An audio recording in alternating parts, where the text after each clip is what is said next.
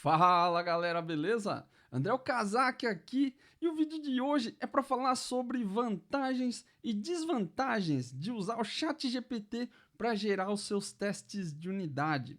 O que será que a gente consegue colher de bom e o que a gente leva aí de desvantagem quando a gente usa ferramentas desse tipo no nosso dia a dia, no nosso trabalho?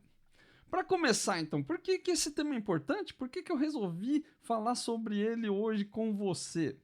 Ainda temos muita hype sobre o assunto. Você deve já estar cansado, cansada de ver aí eh, podcasts, vídeos, artigos sobre o uso do chat GPT e agora outros modelos de inteligência artificial parecidos também, que fazem mais ou menos tem a mesma dinâmica ali, mas que fazem coisas diferentes, né? Agora já tem modelos que geram imagens, sai um monte de plugin também para ChatGPT. Não sei quando você está vendo esse vídeo aí, mas acabou de sair um aplicativo para celular também, só dava para acessar pelo browser, né? Agora eu acho que dá para baixar direto no celular.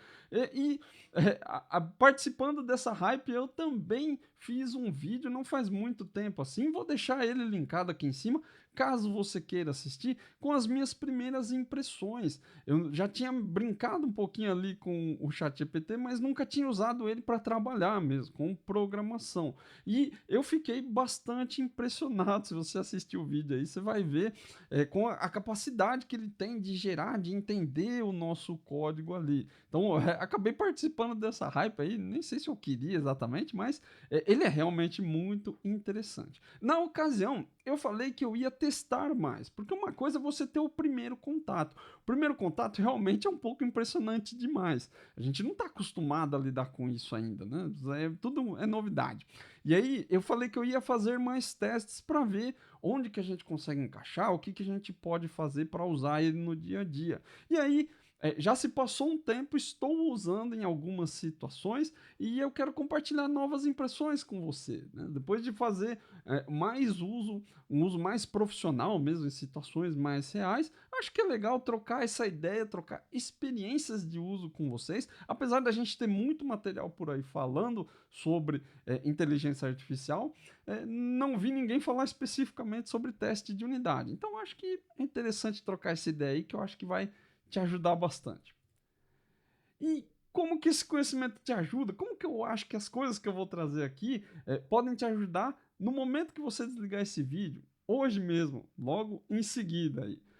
A primeira coisa, para você aproveitar as vantagens que as IAs oferecem. Elas têm um funcionamento um pouco parecido, então as vantagens que você vai ver aqui para o ChatGPT também vão se aplicar a outros modelos de IA e também para outros usos. Se você usa ele para fazer outras coisas, para fazer apresentações de PowerPoint, relatórios, coisas do tipo, você vai conseguir adaptar aí se você entender a base que eu vou te passar hoje aqui. A segunda coisa é evitar as desvantagens. Ele tem algumas desvantagens que são um pouco problemáticas e a gente precisa aprender a lidar com elas.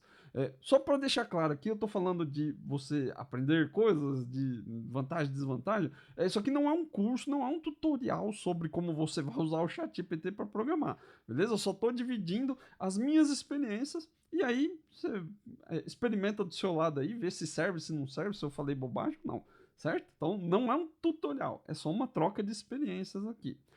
E por ser uma troca de experiências, um dos meus objetivos é que você evite erros graves na sua jornada de testes. Aí eu percebi algumas coisinhas que são um pouco ruins para quem quer começar a fazer teste de unidade. A gente vai ver isso com mais detalhe na parte das desvantagens aí, mas eu espero que esse conteúdo te ajude a evitar esses erros. Vou falar deles, mas tomara que você não cometa esses erros. E vamos começar com as vantagens, porque vantagens sempre são mais divertidas, né? A primeira delas, o ChatGPT gera código de teste com base no código do seu método. O que eu quero dizer com isso? Uma coisa muito interessante, pelo menos para mim, é que ele tem a capacidade de entender contextos. Muito diferente, por exemplo, do que acontecia com o Google. Se você fizer uma busca no Google, por exemplo, se você procurar pela Julia Roberts, você digita lá, quem é Julia Roberts? Vai aparecer um monte de coisas sobre ela, notícias, provavelmente um artigo da Wikipedia, alguma coisa do tipo. Se logo na sequência você fizer uma segunda pesquisa ali na barra de busca do Google e escrever quantos anos ela tem, você vai ver que vai vir um resultado totalmente diferente. Não tem nada a ver com a Julia Roberts. Mas isso acontece porque o Google não está procurando entender o seu contexto. Né? Ele é simplesmente uma barra de busca. E o que você digitar, ele vai te retornar resultados ali de coisas que ele acha que são melhores para você. Agora ele não vai entender que você estava falando da Julia Roberts. O ChatGPT consegue entender isso, porque ele contextualiza a sua conversa. Então, dentro do mesmo chat, ele sabe que você está falando da atriz Julia Roberts, e aí ele vai te dar informações. Então, o contexto são sequências, né? Entender a conversa, entender a sua resposta, processar ela, assim como uma pessoa comum faria, não? Como um ser humano faria. Isso dá capacidade para o ChatGPT de conseguir descobrir o que o seu código faz. É claro que o descobrir aí, bem entre aspas, não é que exatamente ele vai conseguir ter uma análise perfeita do que o seu código faz dentro do contexto da sua aplicação. Se você copiar um pedaço de um método, ou um método dentro de um monte de classes que você tem lá no seu sistema, ele não vai conseguir descobrir para que é o seu sistema, ele vai conseguir inferir algumas coisas. Mas ele vai conseguir entender o contexto daquilo com base na informação que você passa. E isso que é a parte interessante, porque quando você pede para ele gerar um teste, ele vai gerar testes dentro do contexto daquilo que ele entende. Ele não vai simplesmente pegar o seu código e ficar percorrendo ifs, elses. Não, ele vai tentar entender a sua lógica e ele consegue processar testes baseados nisso que ele entendeu. Vamos ver um exemplo aqui. Eu tenho aqui uma classe que eu já usei em outras oportunidades, que é um handle, o método handle aqui, né? Isso aqui é um command handler, uma classe de fluxo, que faz um cancelamento de reserva. Então ele recebe aqui o número da reserva, faz uma consulta no banco. Se ele não encontrar, ele vai retornar uma mensagem de erro. Se ele encontrar, ele vai fazer um cálculo do reembolso baseado nos parâmetros que ele recebeu.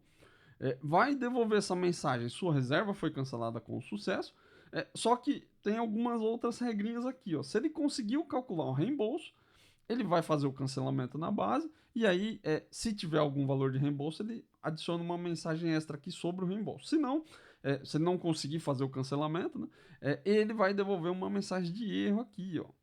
E se ele só conseguir fazer o cancelamento sem reembolso, ele vai exibir uma mensagem de sucesso padrão.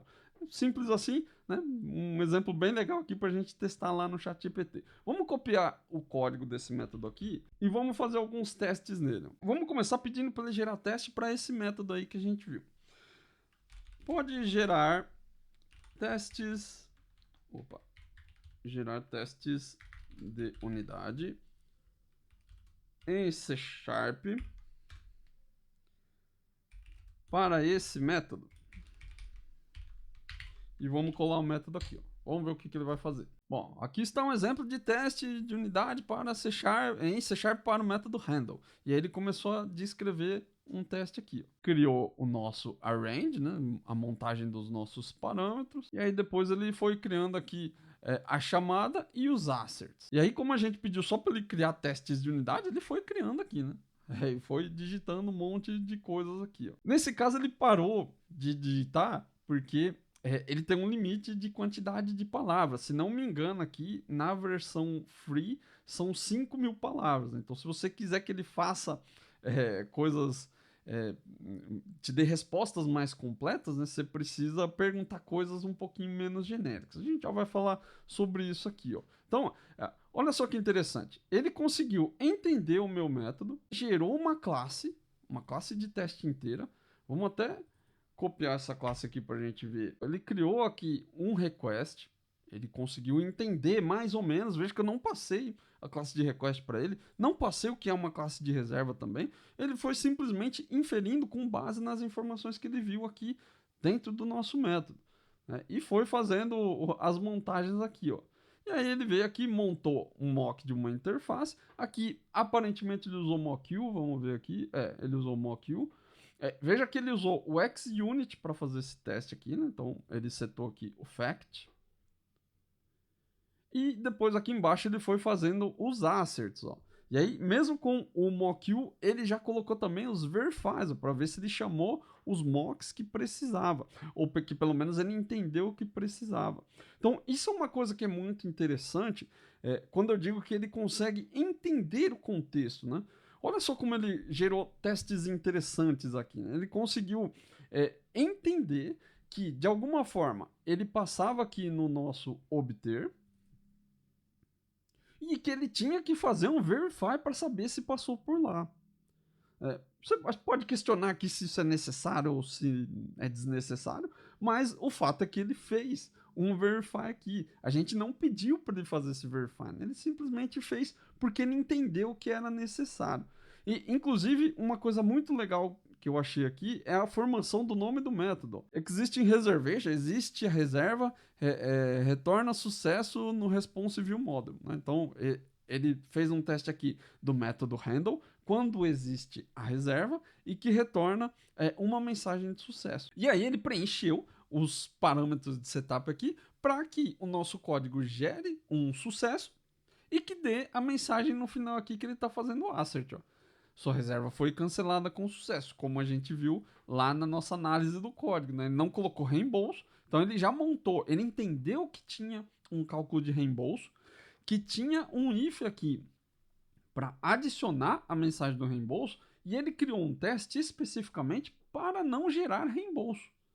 E isso é uma coisa interessante, né? O segundo teste aqui, ó, não existing reservation returns not found in response, que é o nosso primeiro if lá provavelmente. Ó, vamos ver aqui, ó, resetou nulo aqui no return async do nosso obter, e aí quando ele retorna nulo ele vai cair aqui, ó.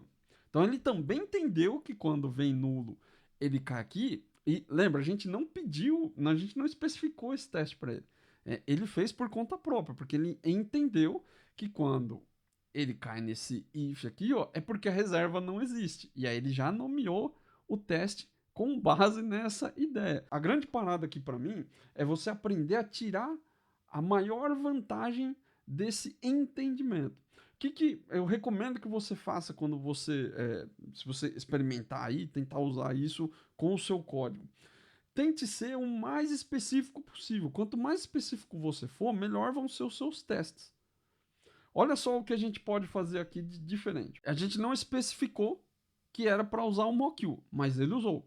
Muito provável, porque a base de análise que ele tem, o mock-ul é um dos frameworks mais usados, né? A galera gosta muito de usar, tanto que é o que mais você vai encontrar respostas lá no Stack Overflow. E provavelmente ele lê bastante Stack Overflow. Ele leu, né? Não, eu acho que ele não lê. Eu acho que a versão mais nova agora acessa a internet também. Mas o mock-ul é muito usado, então ele tendeu a usar. Veja que quando ele foi usar o framework de teste, ele usou o XUnit, que provavelmente também deve ser o framework que o pessoal mais usa, até nas próprias documentações da Microsoft, a maioria delas, se você procurar, é XUnit também. Eu sei que a galera gosta mais porque ele tem uma estrutura mais próxima da orientação objeto, não sei o que, tem os seus pormenores aí. Eu não gosto muito, na verdade, né, não faz tanta diferença para mim. Gosto até do XUnit, mas eu me acostumei muito a usar o MS Test, né? Então eu acabo usando ele com mais frequência. Só que a gente não especificou. Então, como não especificamos, ele gerou com XUnit. E aí começou a fazer diferença, né? Ele gerou de um jeito que eu pelo menos não estou acostumado. Então, eu posso vir aqui e simplesmente pedir agora mais especificamente. Eu vou pedir para ele gerar da forma que eu gostaria. Né? Vamos tentar ser um pouco mais específico também, já além de especificar a tecnologia, vamos começar a especificar também qual teste eu quero que ele gere, para ver se ele vai gerar um resultado um pouco melhor. Ele conseguiu gerar 2 testes aqui, né? Mas veja que assim, a gente pediu para gerar teste. Tinha outros casos de teste aqui, mas ele não gerou. Vamos tentar separar o pedido entre os casos de teste para ver se ele vai gerar um código um pouco melhor. Então, ó, vamos deixar aqui no final para a gente ver ele digitando. Ó. Pode gerar um teste de unidade para um teste de unidade em C# usando mstest e mock-ul para validar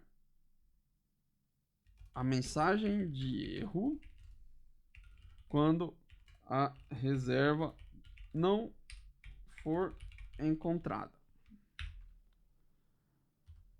Aliás, gerar um teste de unidade em C# para o método abaixo, usando mstest_mock_q para validar a mensagem de erro quando a reserva não for encontrada. Ou seja, estamos pedindo para ele testar especificamente esse if aqui, ó.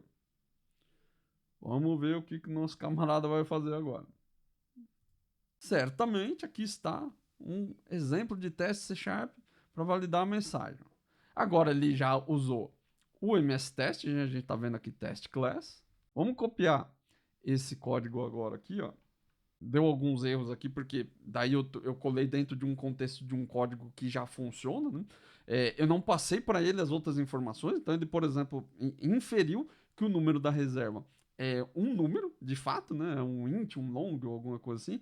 É que no nosso caso aqui é um string, porque tinham letras e números. Mas, como estava número da reserva, ele deve ter inferido que eram números mesmo, né? Mas a geração do código não ficou tão diferente, tá vendo? Ele continua gerando os mocks aqui, ó, mas ele já criou mais ou menos parecido com o que era o outro teste, ó. Ele só fez algumas trocas aqui. Vamos pedir para ele para gerar um outro teste, só que agora para quando a reserva foi encontrada, né, mas aconteceu um erro na hora de calcular o reembolso, ou seja, tem que cair nesse else aqui, ó. Já deixei o texto montado para a gente pedir. Só que olha só que interessante. Ao invés de eu pedir de novo, colar um método, eu não vou mais informar o método, só vou pedir para ele gerar esse código. Agora você pode gerar outro teste que valide a mensagem de erro quando a reserva foi encontrada, mas houve um erro no cálculo do reembolso. Vamos ver o que ele vai fazer. Olha só como ele conseguiu entender o contexto da conversa. Então ele entendeu que era o mesmo método e ele simplesmente trocou o intuito da chamada aqui, né? Ele trocou o recheio do teste para bater com aquilo que eu pedi. Vamos copiar só o teste method aqui para ver e vamos colar aqui, ó.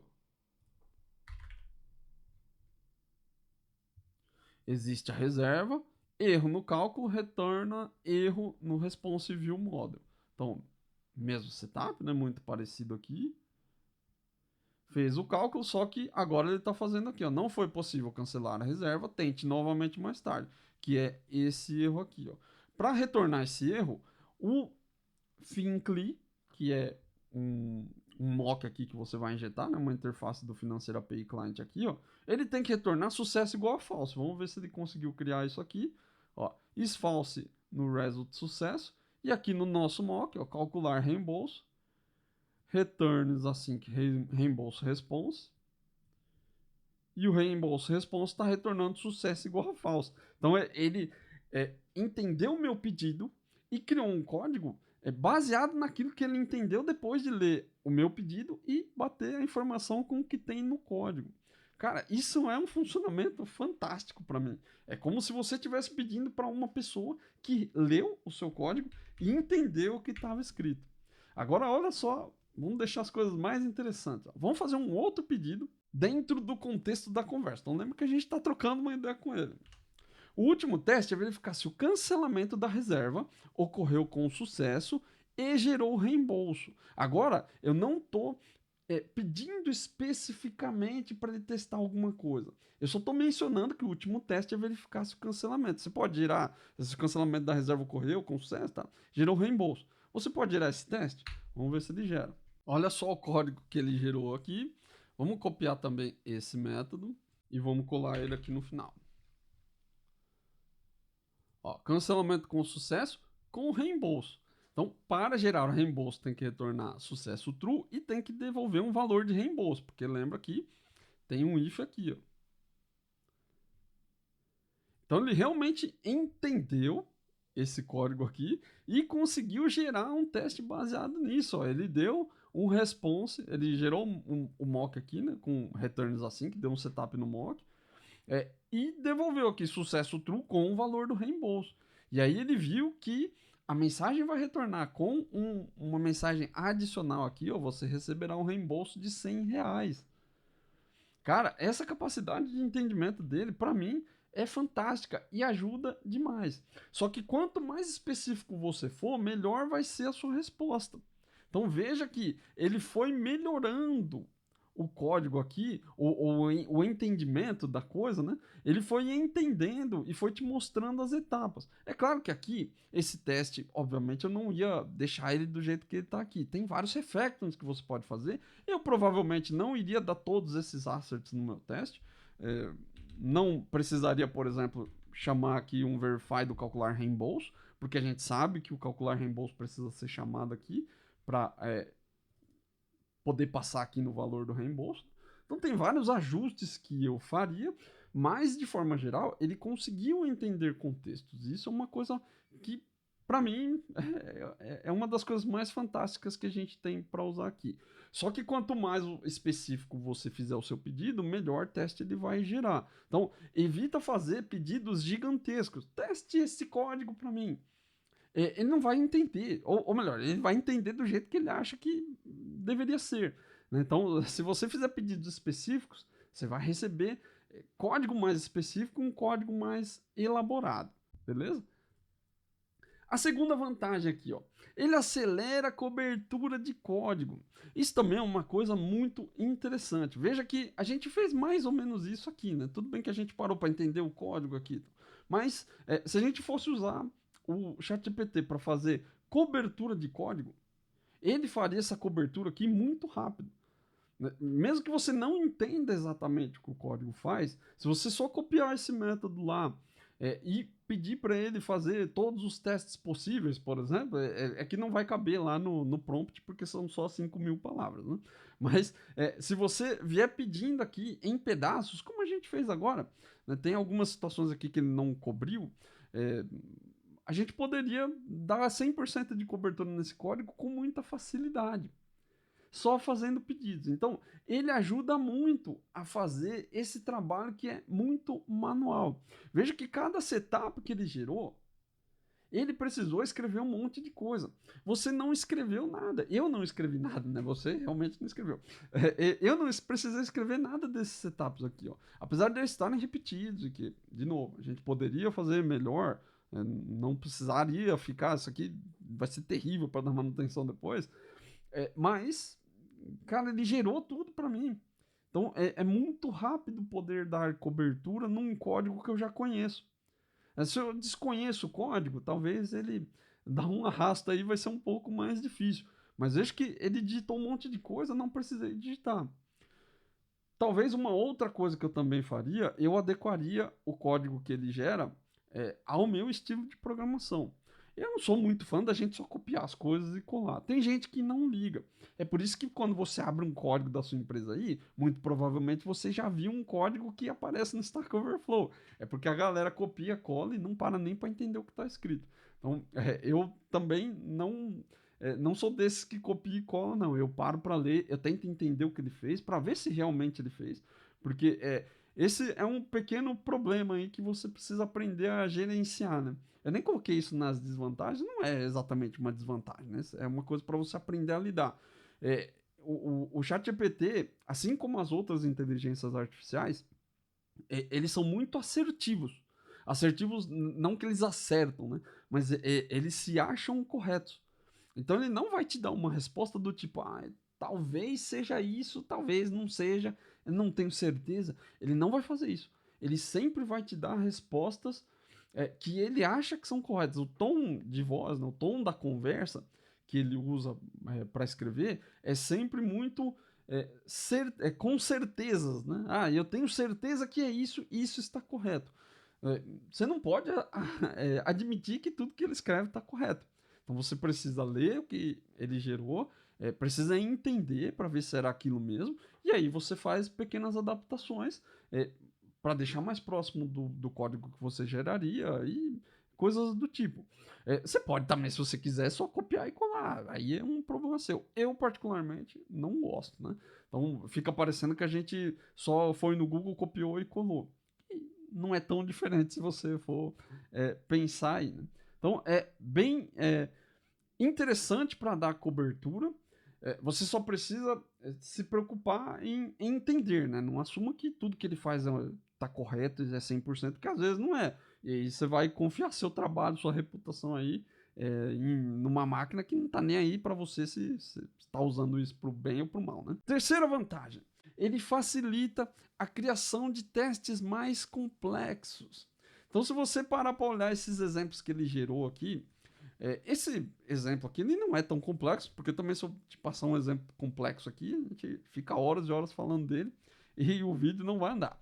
Mas veja que ele consegue fazer coisas que são bem difíceis. Tem muita gente aqui que não sabe exatamente o que ele fez. Ah, esse setup aqui. Se você for mais específico, mais específica, ele consegue fazer código muito mais complexo.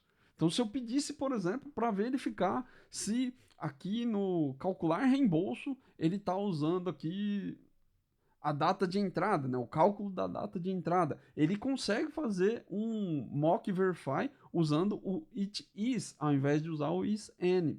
É uma técnica que você pode usar. Eu não recomendo muito que você use no teste de unidade, né? Você deixa para fazer esse tipo de teste de contrato lá nos seus testes de integração, mas ele consegue gerar setups complexos.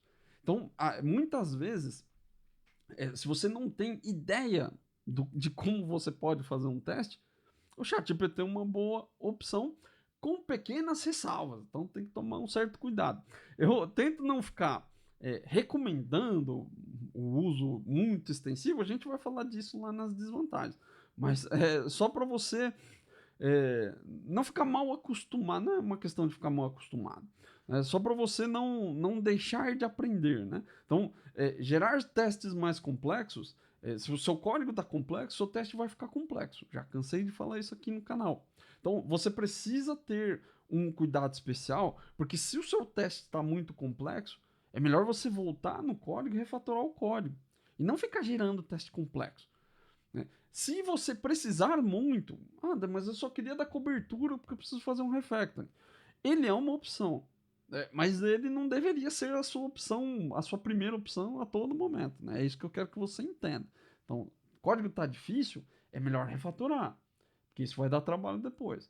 O ChatGPT pode te ajudar a gerar o teste complexo? Ele pode, ele vai gerar um setup difícil, um parâmetro nos mocks lá, ele vai conseguir fazer um monte de coisa interessante.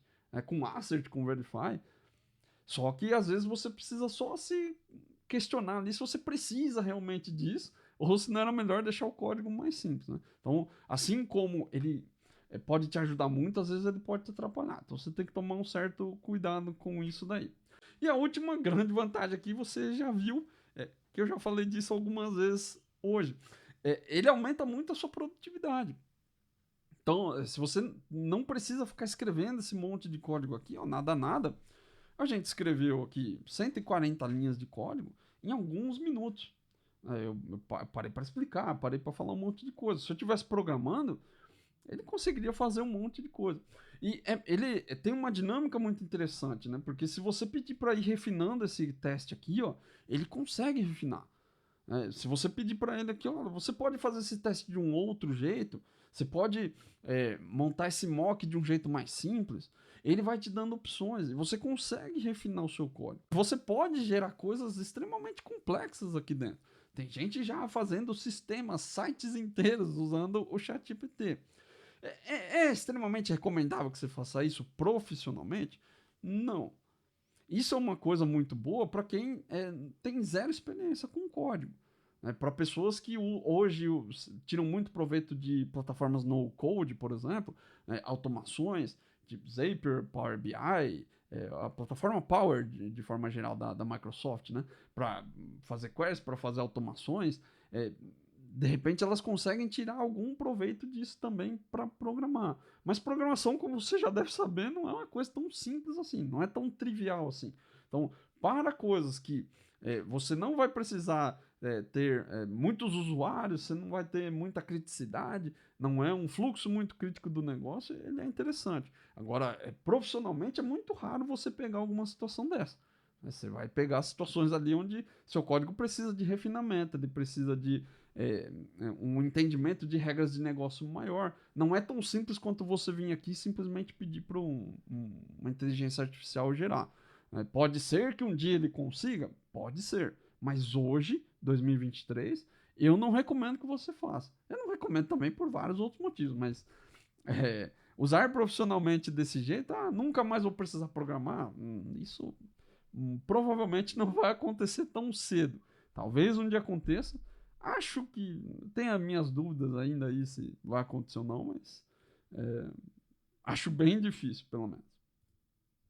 Então, essas são as vantagens, né? Legal falar das vantagens porque são coisas divertidas. Agora vamos falar um pouco das desvantagens, porque nem tudo são flores, né? Tem problemas, tem coisas que você precisa tomar cuidado ali. A primeira delas, que eu acho que já é bem claro, você já deve ter visto várias notícias por aí. A privacidade dessas informações é zero. E eu sei que você pode ter lido as letras miúdas e você pode ter entendido. A gente não sabe o que acontece com as conversas que você coloca lá na plataforma. Se você está usando de graça, provavelmente é porque eles estão usando seus dados para fazer alguma coisa. Então, não existe almoço grátis no mundo, né? Alguma coisa eles vão fazer com aquilo que você informa. É claro que tem coisas que eu acho que eles têm algum nível de ética que eles vão usar, que eles não vão usar. Eu acho que sim. Mas pelo nível dos vazamentos que você viu, até aqui na página, na home, tem alguns disclaimers sobre isso, né? Ele não gera serial number de software e tal. Ainda assim, a gente não sabe o que vai acontecer, né? É um negócio muito poderoso, que aprende sozinho, e tem um monte de gente usando agora, retroalimentando a máquina. Então, é difícil. Quantas vezes você já não viu notícia aí de vazamento de informação de grandes empresas, não é de empresa pequenininha, né? De grandes empresas. Porque você não sabe exatamente o que ele vai fazer lá. Então, é uma coisa que você precisa usar com parcimônia. Então, principalmente se você trabalha, se você faz coisas na sua casa, para automações residenciais, brincando de código aí na sua casa, se você faz isso para, sei lá, produzir conteúdo, se você usa isso para resolver exercícios do seu curso aí, de alguma coisa que você está estudando, eu acho que é interessante para estudo próprio. Agora, para trabalhar numa empresa, no mundo corporativo, uma empresa de verdade, né, colocar um sistema em produção, você precisa tomar cuidado. Então, toma muito cuidado com o código que você coloca lá. Evita colocar o nome da sua empresa. Muitas empresas usam o nome delas mesmas no namespace. A galera usa, porque o código é propriedade da empresa. Então, é muito normal que você coloque lá nos namespaces o nome das pastas. Toma muito cuidado também com fluxos de negócio que são associados à empresa. Sei lá, se de repente você trabalha para a Coca-Cola e aí você coloca um código lá, distribuir, sei lá, calcular fórmula da Coca-Cola, por exemplo. Você acha mesmo que isso não vai aparecer em algum momento? Isso aparece. Então tem que tomar cuidado. Não estou dizendo aqui que você não deve usar, mas também não estou dizendo que você deve usar a revelia. Então, para uso pessoal, ele, cara, use e abusa porque ele é bem legal. Se você vai usar para sua empresa, muito cuidado. Eu recomendo bastante que você procure a área de compliance da sua empresa aí. Deve ter alguém que cuida desse tipo de coisa dentro da sua empresa, né, para tratar de vazamento de dados, segurança da informação. Conversa com eles, vê o que eles acham, como que você pode fazer. Não sai copiando o código inteiro da sua aplicação e cola lá para ver o que ele faz. Você vai dar a informação, jogar essa informação no mundo aí, e aí a coisa se perde. Como eu disse, eu não acho que ele entende, baseado em um pequeno trecho de código que você coloca lá, ele vai entender todo o negócio da sua empresa. Eu acho que não é assim que vai funcionar também. Mas, quanto mais você usar, mais você vai alimentar. Então, toma cuidado com o nome das coisas que você coloca lá e sempre, sempre tire dúvidas com a área de segurança de informação da sua empresa. Não saia usando sem perguntar. Você pode botar em risco sim a operação da empresa lá e isso é um negócio complicado. Você já viu várias notícias aí. Eu espero que você não seja uma dessas pessoas. Então, tenha sempre em mente. Privacidade é zero, então toma cuidado. Aliás, tem várias empresas aí que estão pensando em tentar pegar esse modelo, criar um modelo próprio, um modelo corporativo que fique dentro da nuvem, sei lá, de um private cloud ali da empresa, que deve ser possível. Outras empresas também devem ter, não deve ser só OpenAI, deve ter outras também, então você vê que a preocupação com privacidade e segurança da informação é um negócio complicado. Né?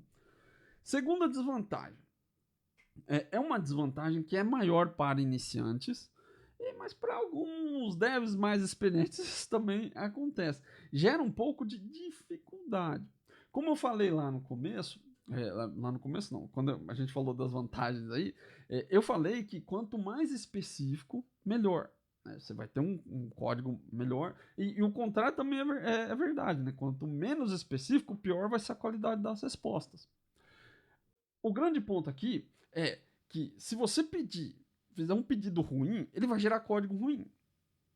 Só que para você saber pedir, você precisa saber fazer. Não tem como você pedir um código bom se você não sabe escrever código bom. Então isso é uma coisa que acaba dificultando para os iniciantes. Não é diferente do que acontece com o Google. Quem começa na programação tem muita dificuldade de procurar coisas no Google. Eu vejo, às vezes, por exemplo, o meu filho tem 10 anos. E às vezes ele precisa procurar algumas coisas. Agora ele está começando a aprender a procurar.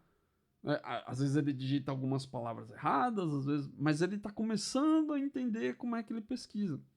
No começo ele digitava coisas muito sem sentido, assim, né? E aí, obviamente, o Google não vai te informar nada, né? Você está fazendo perguntas esquisitas, ele vai te dar respostas esquisitas. E com o ChatGPT, com modelos de inteligência artificial, é a mesma coisa. Né? Você precisa saber fazer. Não adianta você querer saber pedir se você não sabe fazer. Não tem como. Pedidos específicos vêm de conhecimento. Você pode, como eu disse, pedir para o ChatGPT gerar um teste aqui, ó, que verifica se o calcular reembolso recebeu o parâmetro X. Ele vai gerar um código aqui para isso. Só que como que você vai saber que dá para fazer isso se você nem sabe como funciona o Verify?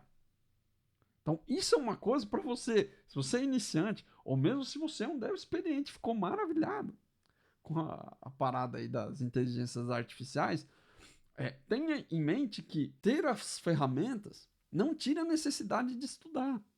Mesmo com a ferramenta na mão, você precisa saber o que fazer. Não adianta você dar um martelo, um serrote, uma serra muito louca lá para um marceneiro que não sabe fazer móveis. Ele só vai tirar proveito daquela ferramenta boa, aquela ferramenta cheia de parada ali, de nível, de não sei o quê, se ele souber usar. Então, o fato de ter ferramentas disponíveis não tira a sua necessidade de ficar estudando. Então, se você acha que dava para sair pedindo coisa lá e você não ia precisar fazer mais nada, está redondamente enganado. Quanto maior a sua habilidade, mais proveito você vai conseguir tirar das ferramentas. E isso vale para qualquer ferramenta, não é só para o ChatGPT. Então, toma esse cuidado aí. Ó. É uma pequena desvantagem, né? Mas é só você não ficar confiando que o negócio vai fazer o seu trabalho aí. Ele não vai. Continua estudando, continua praticando, que quanto mais habilidade você tiver, mais proveito você vai tirar. Terceira desvantagem. Essa é uma desvantagem que eu fui percebendo com o tempo. Ele tira a sua oportunidade de entender o código. Em determinados momentos ali, eu comecei a usar para algumas situações. Eu uso muito ele aqui no canal para gerar os exemplos. Talvez você tenha percebido, talvez não, mas como eu sempre altero o estilo, como eu disse antes, né? Eu altero o estilo de programação que ele manda lá para deixar muito parecido com o meu. Mas eu tenho usado bastante aqui no canal. E eu comecei a perceber que quanto mais a gente vai pedindo para ele gerar código, menos oportunidade a gente tem de entender o que o código faz.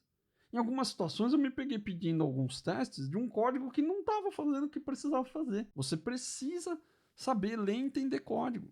Não tem jeito. E ler e entender código não é passar o olho e falar, não, já sei, já entendi tudo. Não é isso. Isso não é entender.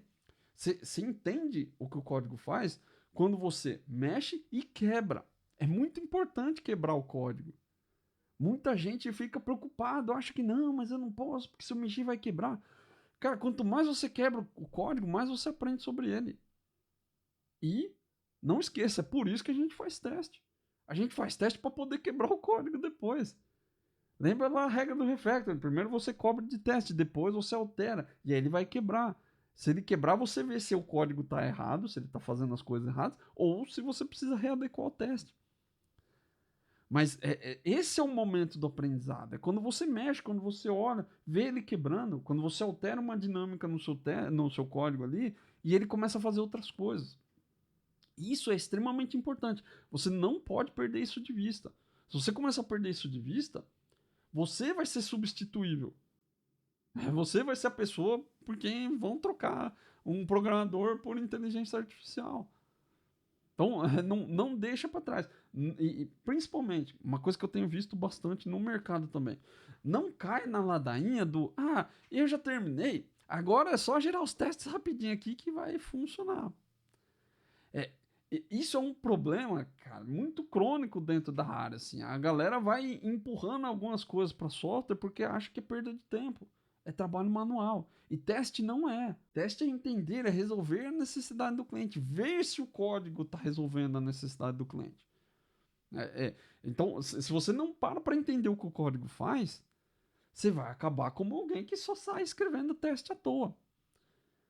E o chat GPT pode até entender o que está escrito no seu código, mas não vai ter valor nenhum se você mesmo ou você mesmo aí não entender. Então, não cai nessa ladainha do agora é só gerar os testes que beleza. Isso vai te dar problema. E não é só para chat GPT. Tem ferramentas no mercado que geram testes também. Elas são interessantes, aumentam a nossa produtividade, só que elas não podem ser uma muleta. Elas não podem ser um apoio. Então não preciso mais fazer teste, porque a ferramenta gera para mim. Eu já escutei isso várias vezes. É muito triste de ouvir. Se você pensa assim, um dia provavelmente vão gerar o código que você escreve. E aí você vai estar encrencado aí. E a última desvantagem, que para mim é a maior de todas, até por isso eu deixei ela por último. Ferramentas de geração de testes, principalmente as de testes de unidade, elas acabam movendo o foco para o lugar errado. Esse tipo de ferramenta serve para testar o código, só que elas não servem para testar requisitos. Elas não testam requisitos. Elas vão focar o teste estritamente no que está escrito no código. Você pede para ele testar o método X, a classe Y. Então tem que tomar muito cuidado com a mentalidade. Se você modelar seu pensamento achando que o teste é uma coisa secundária, que quando você montava seu cronograma lá, você só falava que você ia demorar 8 horas para fazer a atividade e 10% para testar, você só está movendo o pensamento de que o teste é uma coisa complementar. Isso aqui não faz parte do meu trabalho, sabe? É só o finalzinho ali. E começou a piorar muito porque as empresas agora com mais automações na mão, elas começaram a ver, principalmente os cargos de liderança, começaram a ver cobertura de código. Eu não canso de dizer que cobertura de código não pode ser uma meta. Mas eu não canso de ouvir também que precisamos ter uma meta de cobertura de 75%. Cara, isso não vai dar em nada. Isso não vai melhorar a qualidade do seu código. E tá aí um belo exemplo. A gente pediu para dar cobertura nisso aqui, ó. Se você tivesse pedido aí sem ler o que o código faz, sem eu ter explicado, você ia conseguir o mesmo resultado que o meu. Você simplesmente ia pedir para ele gerar teste. E ele vai gerar teste. Você viu no primeiro pedido que a gente fez? Ele gerou um teste genérico. Então, não adianta você ficar achando que o fato de ter teste de unidade no seu sistema, de ter cobertura de código, vai aumentar a sua qualidade, você vai entregar código melhor, você vai resolver o problema do seu cliente. Não vai. Não vai. Você precisa testar requisito e não código. E as ferramentas vão testar o código. É por isso que eu não recomendo, principalmente para iniciantes em teste, que usem o ChatGPT para gerar os testes deles. É uma forma de aprendizado. Eu não acho que seja ruim como aprendizado. O grande problema é que a maioria dos devs acaba criando um hábito ruim. Eles acham que é simplesmente, cara, fiz o meu código aqui, terminei, vou dar cobertura. E aí não tem sentido, você vai fazer teste viciado. O ChatGPT vai fazer teste viciado tanto quanto o seu. Igualzinho. Porque você está testando o código e não o requisito. Então, o que eu recomendo aqui para você, eu não vou ficar falando aqui que se você é iniciante não use, se você é experiente você usa.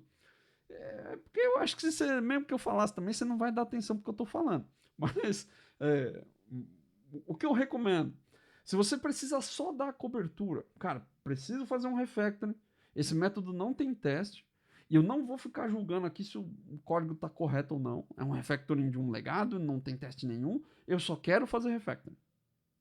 E eu não tenho tempo para ficar entendendo aqui.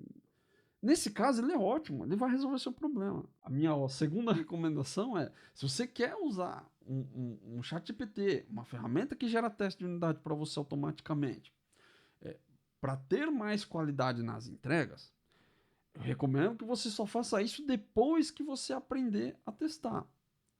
Quando você aprende a testar, as coisas ficam simples. Você já sabe como a dinâmica funciona.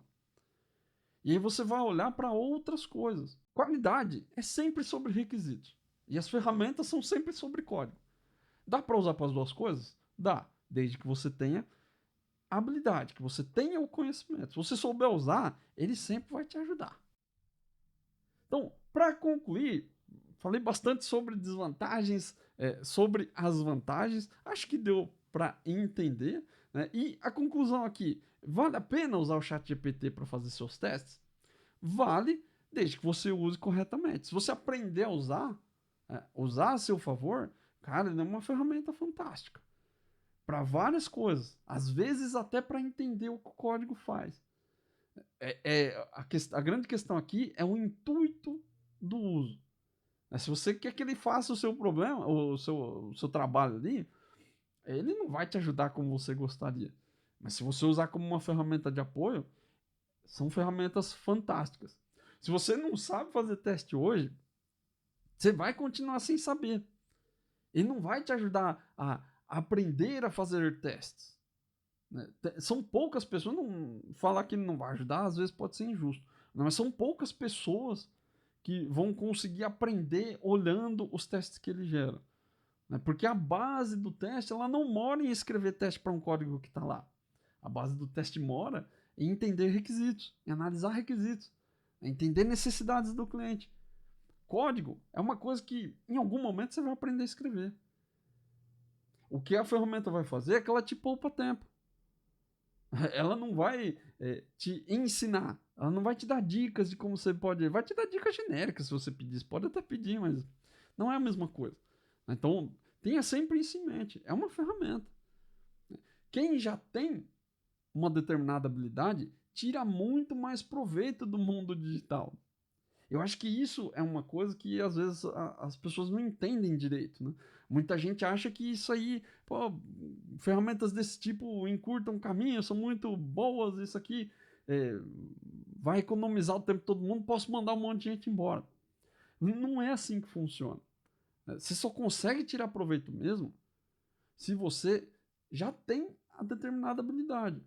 Tem uma sequência para seguir. Né? Em tudo que você aprende, tudo que você faz, e que você usa software para resolver, né? Você tem um problema e você usa o software para resolver, existe um fluxo.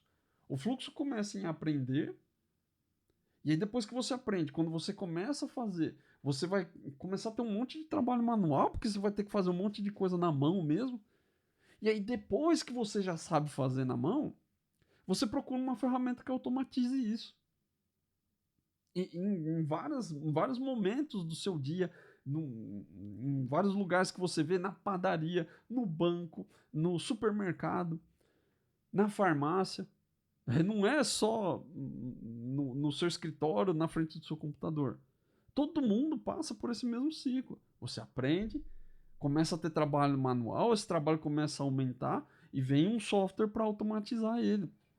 É simples assim. Então tenha sempre isso em mente. Se você tiver isso em mente, cara, qualquer ferramenta que você usar vai te ajudar demais e você vai tirar muito proveito. Principalmente se for uma ferramenta fantástica como é o ChatGPT. Eu espero que você tenha gostado dessa aula. Se você gostou, deixa o joinha. Se você gostou muito, assina o canal, porque ajuda a divulgar esse conteúdo para mais pessoas.